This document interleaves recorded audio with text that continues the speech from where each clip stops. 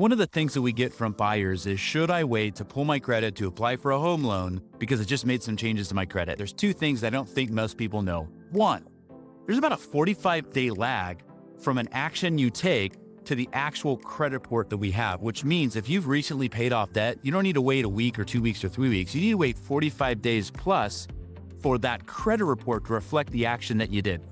The second reason is most lenders have access to a program that will allow us to make hypothetical changes to your credit report and give us the score increase or decrease based on those changes.